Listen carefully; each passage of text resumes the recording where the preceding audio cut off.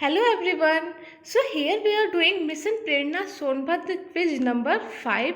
तो चलिए शुरू करते हैं हम आज का अपना क्विज सेशन। हमारा पहला क्वेश्चन है, बच्चे से बातचीत के दौरान कितने प्रकार के सवालों का उपयोग करना चाहिए? Right answer is option B, 4 प्रकार के। आरंभिक स्तर पर भाषा विकास आधारशिला पुस्तिका के किस भाग में है? राइट आंसर इज ऑप्शन ए, भाग 2। भाषा विकास के लिए सबसे महत्वपूर्ण सवाल होते हैं। राइट आंसर इज प्रक्रिया आधारित सवाल।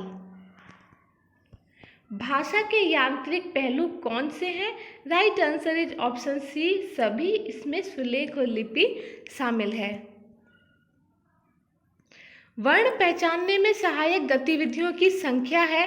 Right answer is option D, 14 गतिविधियां दी गई हैं इसके लिए। वस्तुओं की निश्चित संख्या में कुछ कम हो जाए या निकल जाए तो उसे कहते हैं घटाना। बच्चे 3 अंकों तक की सबसे बड़ी व सबसे छोटी संख्या बताते हैं। यह किस कक्षा का लर्निंग आउटकम है? Right answer is option C, कक्षा 2। सुनने बोलने के कौशल विकास की कितनी गतिविधियों का उल्लेख आधारशिला पुस्तिका में किया गया है? राइट आंसर इज ऑप्शन ए, 40 गतिविधियां इसके लिए दी गई हैं। बोल भाई कितने गतिविधि से बच्चा क्या सीखता है? तो इससे वो जोड़ को सीख पाएगा। लर्निंग आउटकम शिक्षण योजना में आकलन एवं सुधार के लिए तय समय है 5 मिनट का।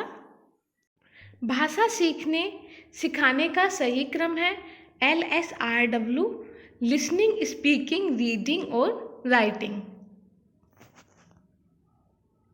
बच्चे को गणित सिखाने के लिए ठोस वस्तुओं के साथ काम किस चरण से संबंधित है? ये हमें प्रथम चरण में ही करना होगा कि हम बच्चों को ठोस वस्तुएं दिखाकर उन्हें सिखाने की कोशिश करें। पठन कौशल के आकलन हेतु कितने तरीके दिए गए हैं? तो इसके लिए 2 तरीके दिए गए हैं। भाषा की 40 मिनट की शिक्षण योजना में पढ़ने लिखने की गतिविधियां कितने मिनट का होना चाहिए? Right answer is option D, 20 minute का। गणित शिक्षण में सीखने सिखाने का निश्चित क्रम कौन सा है? Right answer is option C, अनुभव, भाषा, चित्र और प्रतीक या संकेत। सुनना बोलना कौशल के अंतर्गत बच्चे कविता को हाव भाव के साथ पढ़ते हैं। यह लर्निंग आउटकम कक्षा का है, कक्षा 2 के लिए। वर्ण पहचान में कौन सहायक गतिविधियां नहीं है? Right answer is option A, अंकों का योग। लिखने के लिए जरूरी है? Right answer is option C, सभी। इसमें ए, बी और सी तीनों ही ऑप्शंस ठीक हैं। गद्यात्मक कौशल, भाषा संरचना संबंधी कौशल और संज्ञात्मक कौशल।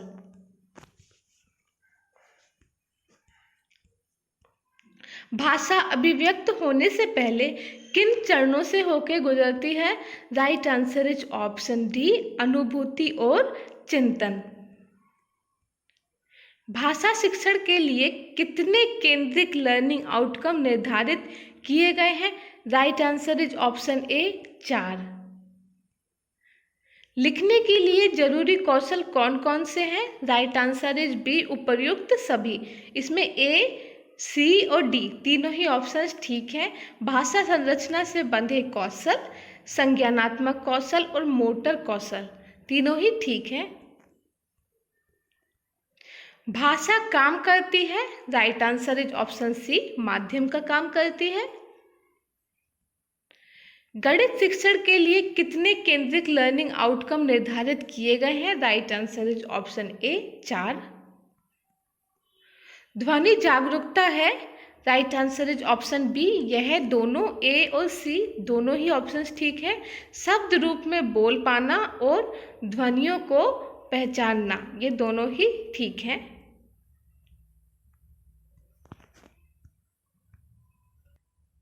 लिखित अभिव्यक्ति के कितने पहलू होते हैं? Right answer is option C, 2 पहलू। वर्ण और ध्वनि से मिलकर बने किसी शब्द को प्रिंट से ध्वनि में बदलकर उच्चारण करके बोलने की क्षमता को क्या कहते हैं? Right answer is option C, decoding.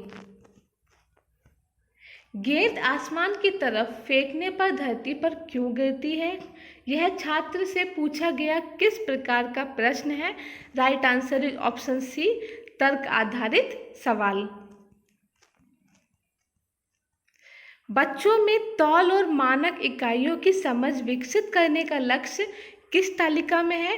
Right answer is option B, प्रेरणा तालिका। आरंभिक स्तर पर गणितीय क्षमता विकास आधारशिला पुस्तिका के किस भाग में है? Right answer is option D, भाग 3।